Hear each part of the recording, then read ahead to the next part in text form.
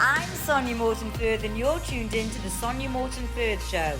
Today, my guest is Magda Khalifa, U.S. Army veteran, author, speaker, and entrepreneur. When you do things that make you uncomfortable, you grow from it and you find yourself. And knowing yourself is everything. Just like Sun Tzu, said, know the enemy, but you have to know yourself too. Following 9/11, Magda joined the U.S. Army, leaving her family, corporate job, and husband behind.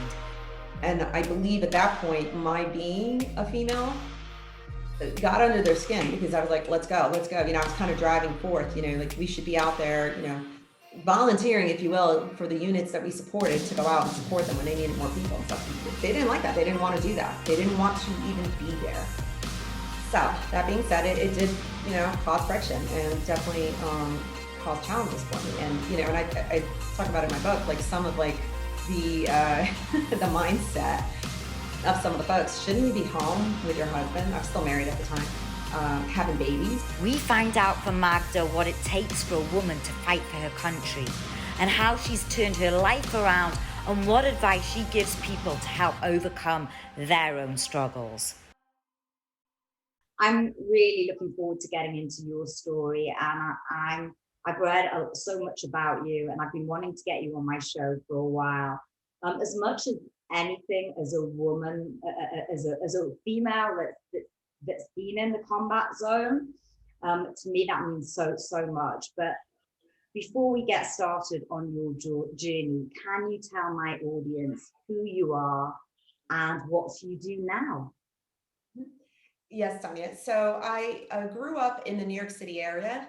My parents were immigrants from Egypt and Colombia. They came over to the United States in the late 60s, and I was their firstborn. So I grew up, had a very, very, I think a good childhood.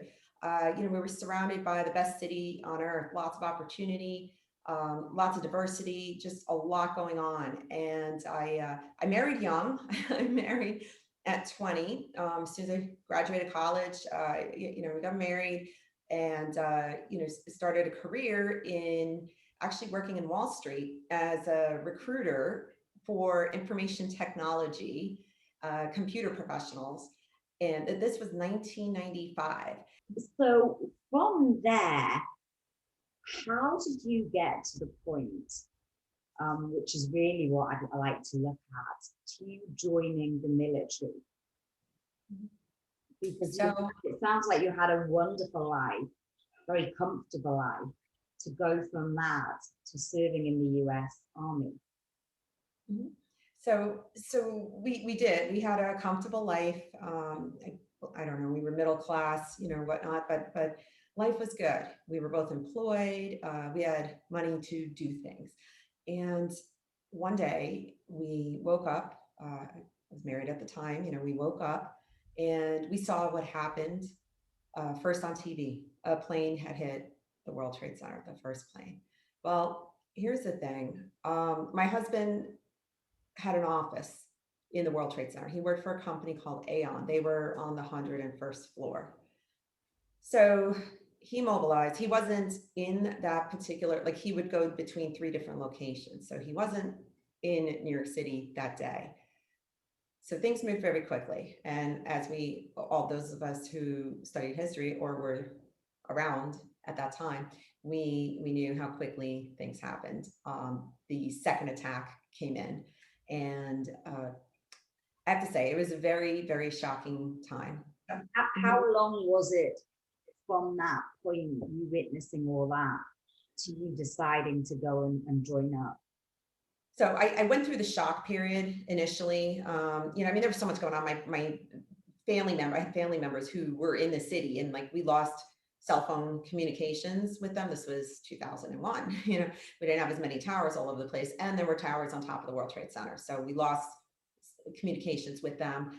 Thankfully, they all managed to get out of the city over the course of the next 24 hours. So it was shock, it was reaction initially, and then learning that we were under attack, learning bin Laden was behind this and everything. So it was a few weeks of that shock and reaction, but anger, it converted to anger very quickly. And when I realized I couldn't do anything, be of use for the efforts to, rescue, I realized I need to do something about it. And I enlisted 6 months after September 11th. And reason being is, I needed to find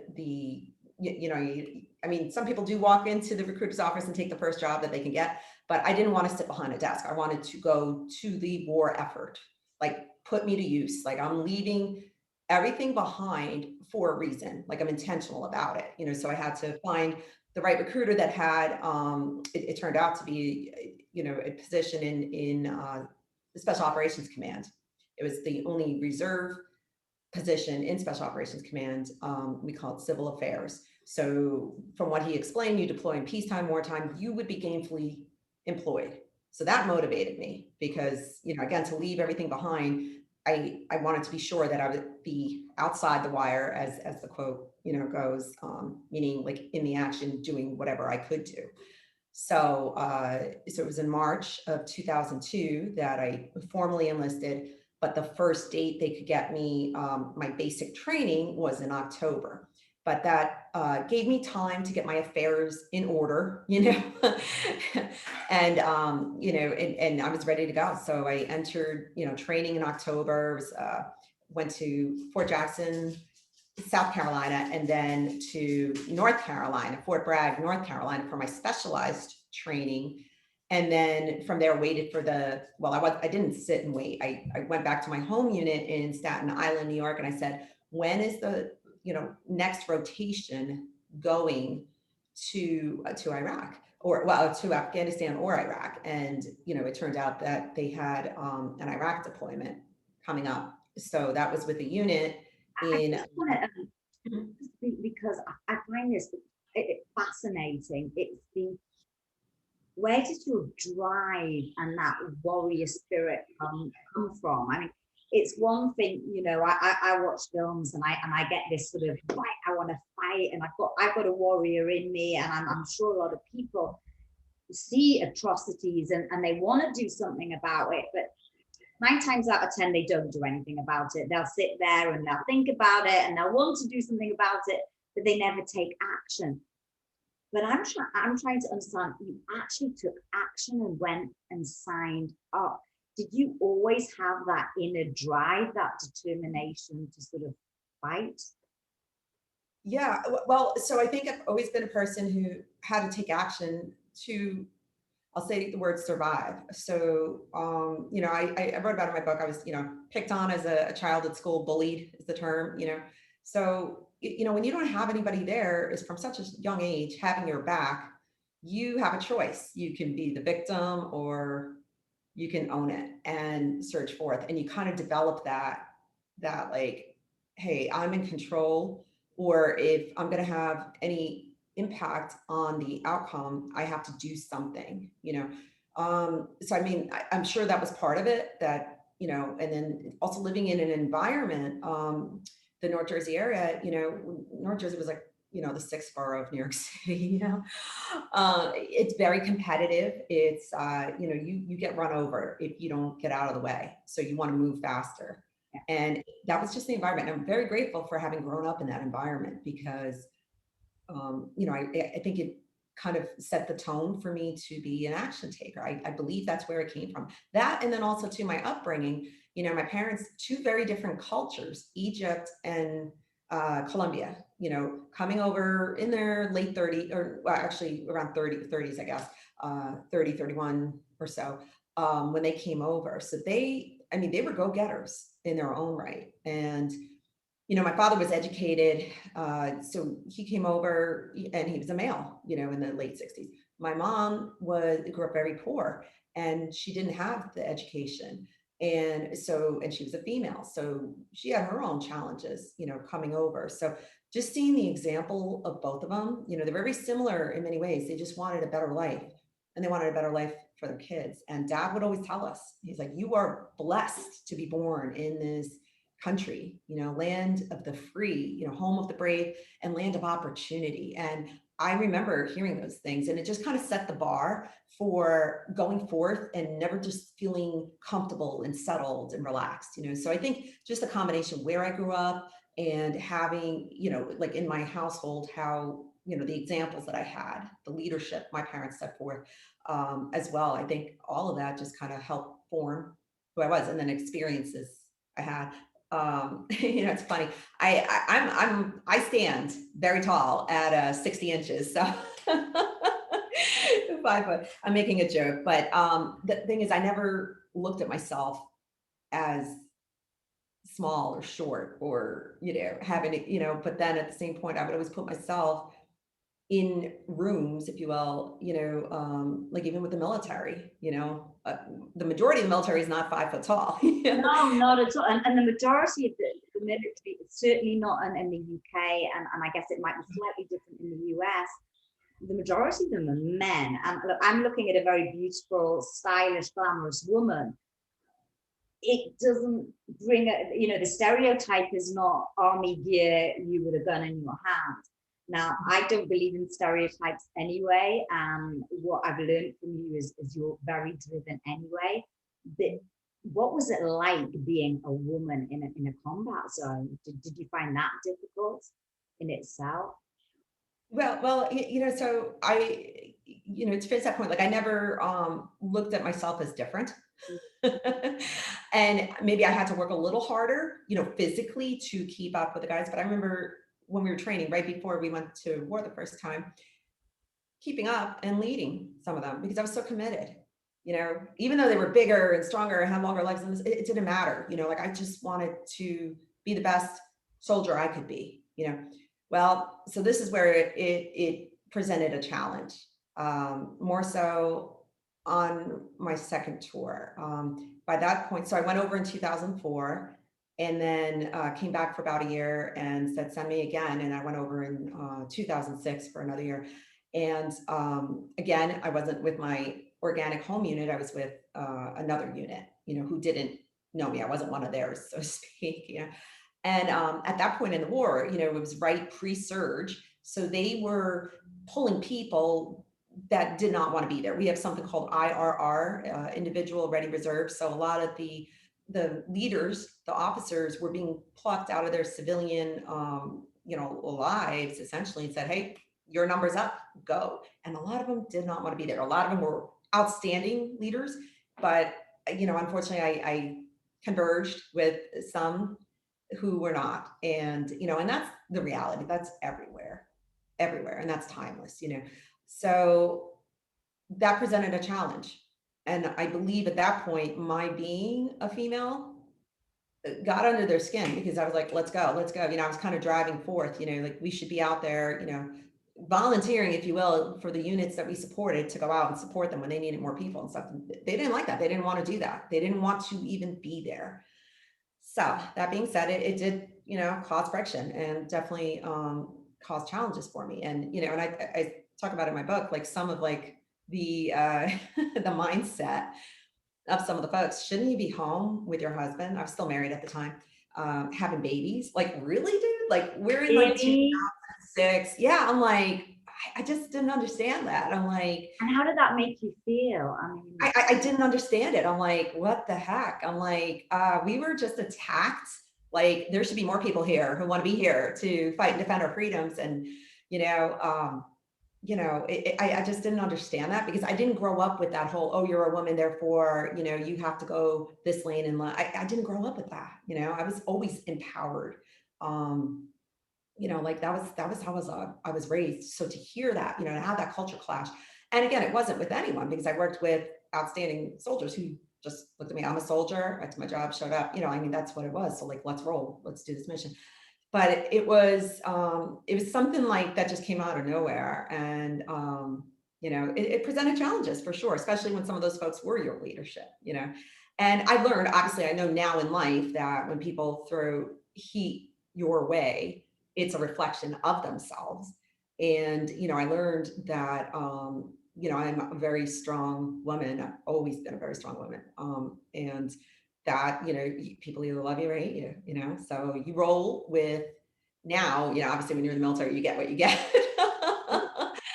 but it's shaped my direction in life, but I was always attracted to be around something that's cutting edge, bleeding edge, whatever the case is, like, with IT, information technology. I mean, that was, in the 90s, that was blossoming. And And it's another man's world, right?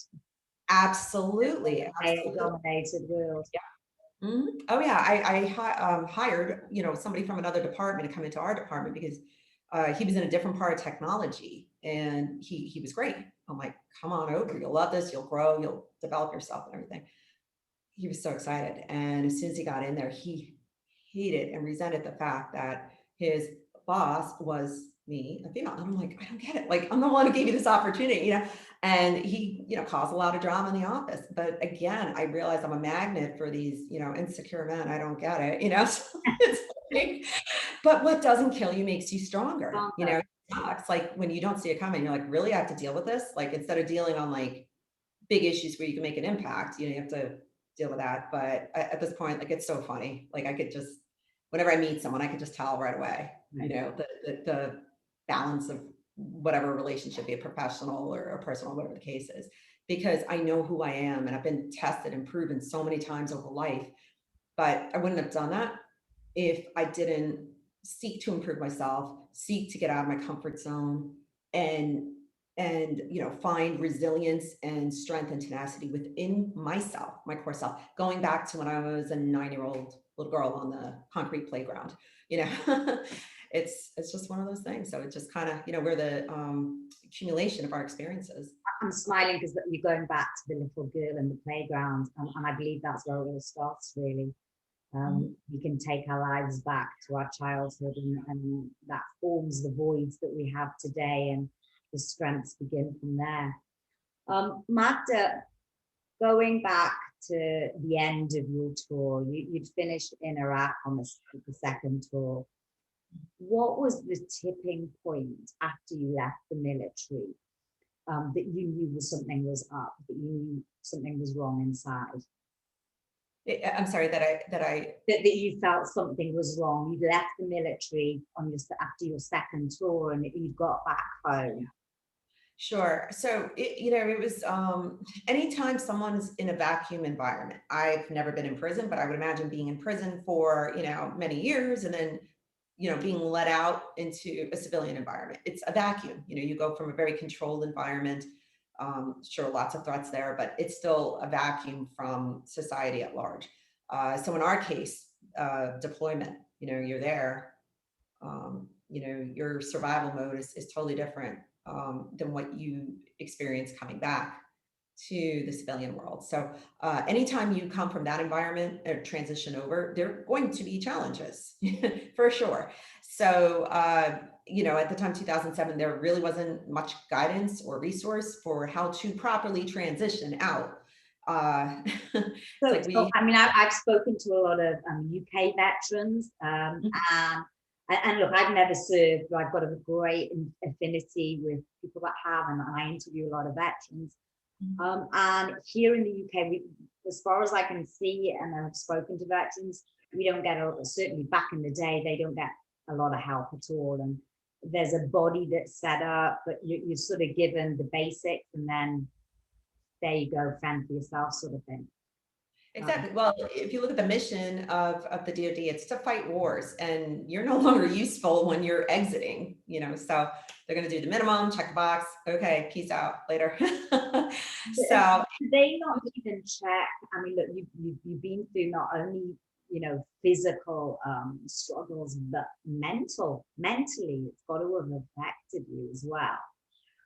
Yeah. Did it not sort of help you in that respect?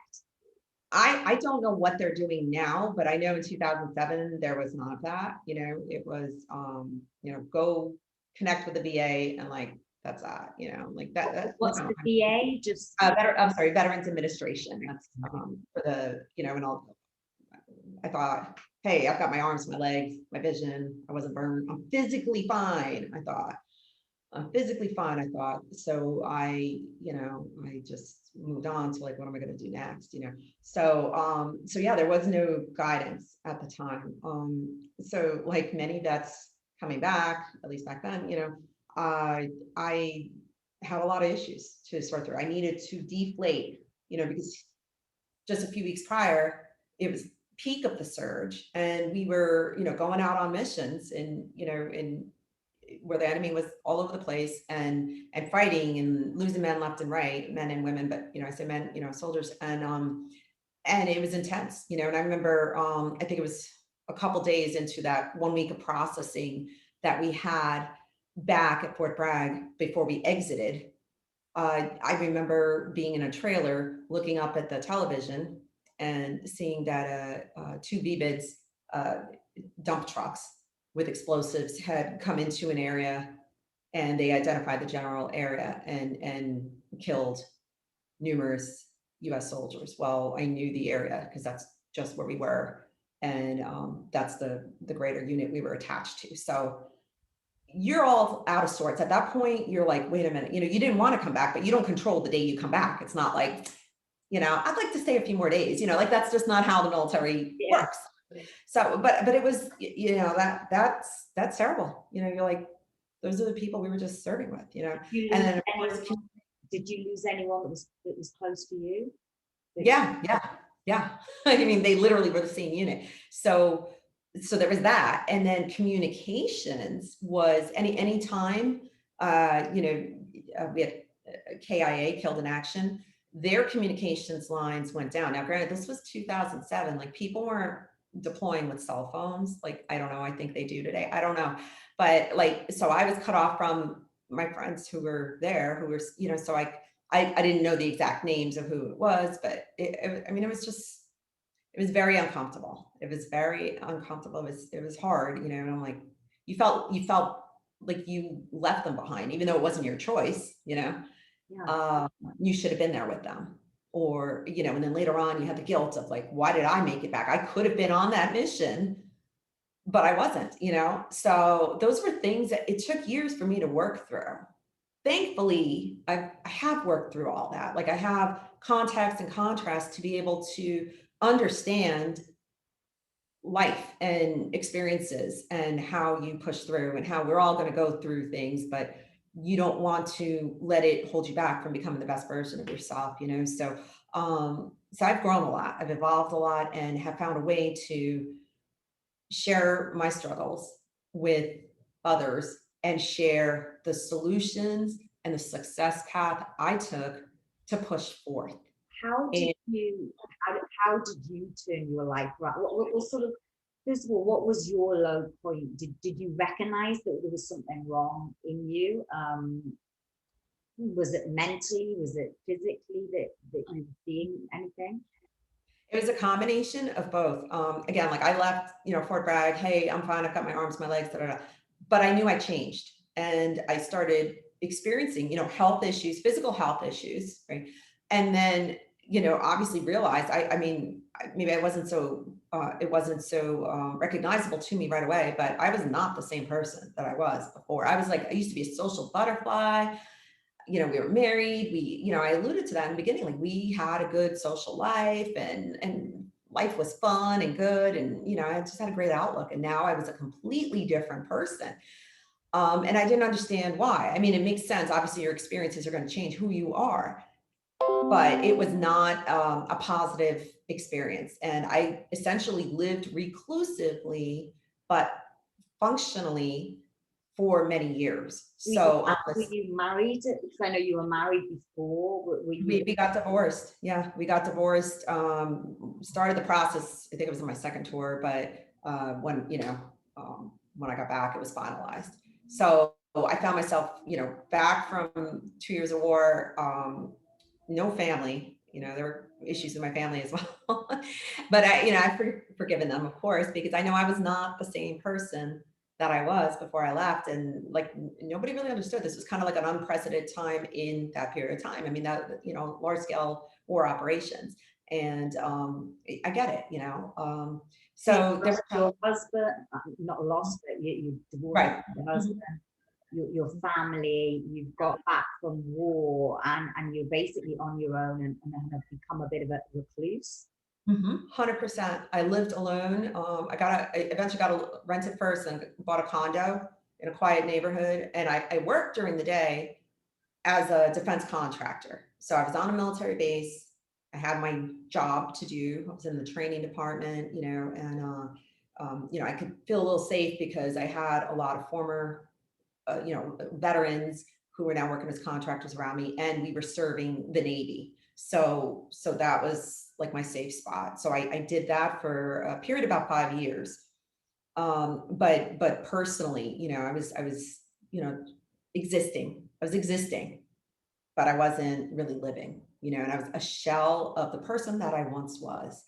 Now, here's the thing. I did not know at the time, but I learned eventually because very growth minded, so found out over a period of time about the impact of nutrition on our health, the impact of nutrients on our health. And I started making incremental changes that started to help me to heal. So even though I was still, Wow, can you say that again? Because I'm such a great believer in what we eat, what we put in here, what we fuel our body with comes on at the outside. So it was actually, you managed to shift where you were through your nutrient, through what you were putting into your body. 100%. And I started to notice differences in how I felt, how my mind was. I started, it's like, if you could picture this like a little bud in on the ground, and then it started growing, it started sprouting its first green leaf or whatnot. Like that's what started to happen. So of course, I guess I have an addictive personality, and I talk about it in the book. Like I was faced like shortly, like the months after I came back from war, like a specific night. I remember like I was in so much pain, that and so distraught. Like I had a choice to make whether I wanted to drink from the bottle or push forth, and I did push forth and not hit the easy button. But it wasn't easy. But I did it. I survived. I woke up the next day without masking, the pain. Like I just pushed through.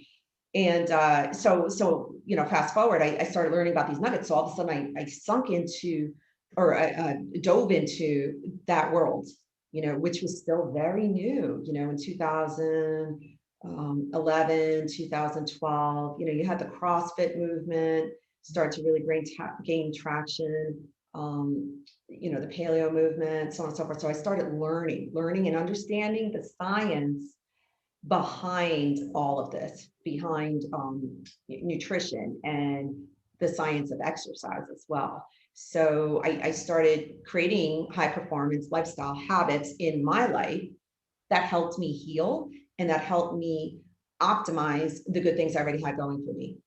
So I chronicled a lot of that in my story in my book, but it started to work. And then I started helping other veterans who I felt they were so much worse off than I was, and that kind of healed my soul and gave me a little bit of a purpose. I did that as a volunteer through veteran nonprofits.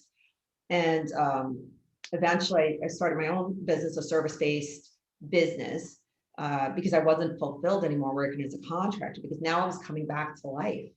I was finally coming back to life. And like I said, it was a long journey. And, in the past 2.5 years is when I really experienced that growth spurt, unintended, where, which I'm sure we'll discuss the different things that I'm doing now that can help others, and while striving to become the best version of myself. But it was a journey, and, I did it alone until I found others who were willing to share their knowledge and I could learn from them. And then I showed up and I started learning, and that really changed things. And it's still mind blowing to myself when I like take the time right now to look back where I was and to see how far I've come, as a person, as with my outlook in life, and I look at this now. I'm version 3.0 of Magda. I had 1.0 was the thriving, more cookie cutter results, growing up in the New York City area. Version 2.0 with the warrior, with the post-warrior issues, and version 3.0 is kind of like the best of both worlds, What did Magda learn about herself in this struggle? What if you put down to one thing, maybe one of your characteristics that brought you through this struggle? Mhm. So, name of my book is American Dream, but dream, DREAM, is an acronym for discipline, D for discipline, R for resilience, E for endurance, A for adaptability, and M for mentorship to succeed and win in life. And I think the combination of those things, those skill sets, that mindset, is what is really important to be able to survive situations and thrive without resources that, people expect they will always have in life. You may not always have human beings there on your side or people supporting you. So you need to be able to maneuver life's adversity on your own merits, on your own will. You have to have that will to survive, to push through.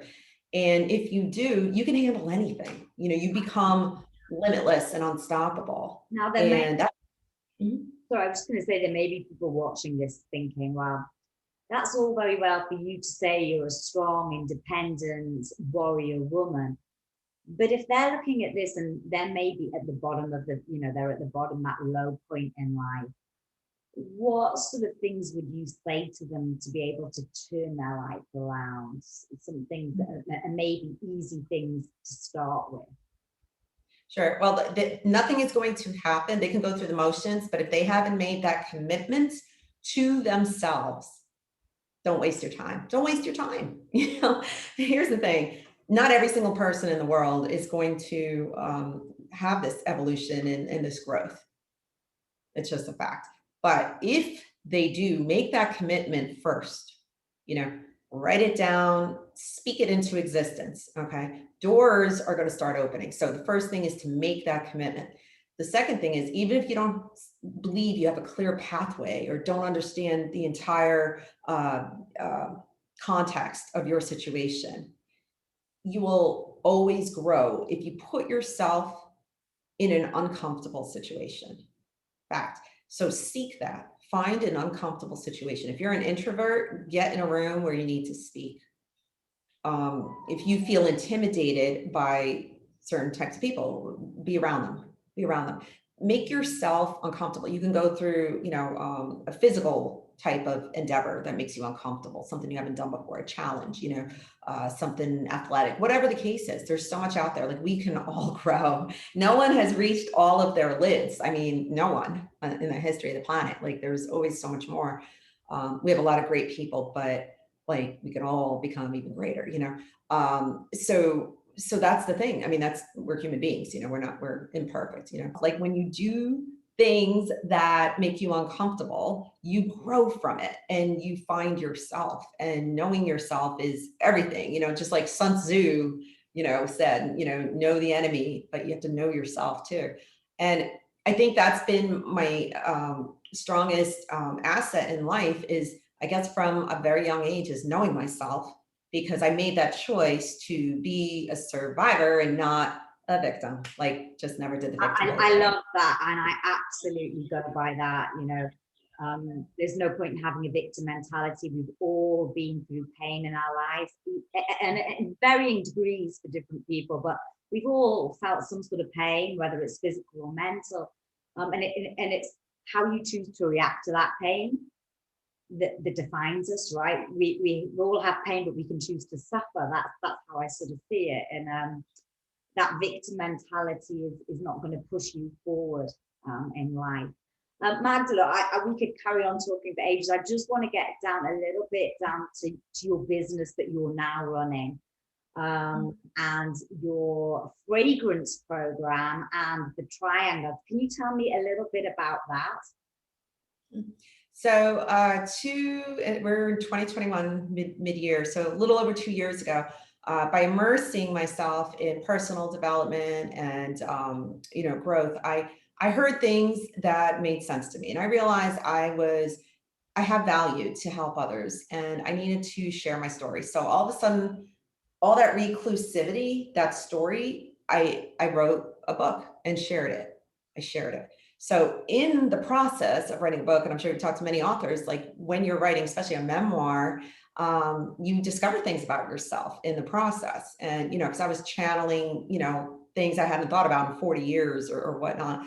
And I developed and codified Freedom Triangle. So Freedom Triangle is a success path based on time freedom, health freedom, and mind freedom.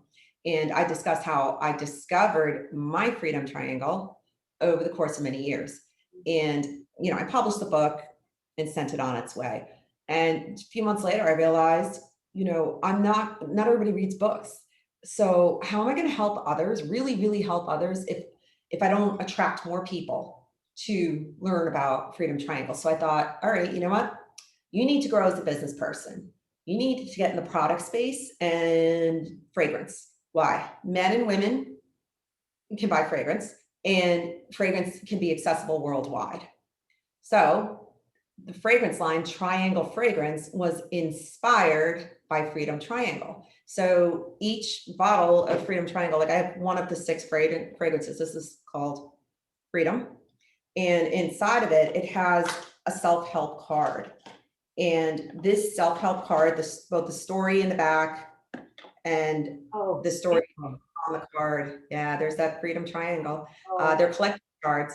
They're all unique. So there's 6 different kinds, and they all tie back to the Freedom Triangle. So that being said, people are introduced. They have this experience, associating a scent with the words that are on there, which all stems from Freedom Triangle. And that way I can take them down the funnel over time of learning how to find their Freedom Triangle and find that personal freedom and that inner peace. Now, if that's not modern luxury, I don't know what is, because if we think about all the people that are, successful, by predefined societal terms, they have the money, the fame, and look how, they end their lives. They're so unfulfilled. They haven't found their Freedom Triangle. So I love that. I think you've nailed that. I love it. As you say, there are so many people out there with all the money in the world, but they haven't found true fulfillment. And I love the fact that the 3 things which I completely can resonate with, that the health, the time, and your mind. Wow, absolutely amazing. And finally, Magda, what are you most proud of? The service to the country. I think during a time of war when, I know my country needed me and others most. I'm not done living my life. I have many chapters ahead, and I'm building that out. I guess next would be codifying and putting Freedom Triangle out to the world. But first and foremost, service, because that's the first example of being part of something greater than yourself. And it's definitely changed my life, and I'm very grateful for that opportunity. Well, Magda, thank you for the service to your country and to the service that you're still doing today. It's been an absolute honor having you on my show today. Thank you. Hope you enjoyed the show. Remember, there's a new interview out every Monday, so hit subscribe and like, and you'll get it straight into your inbox.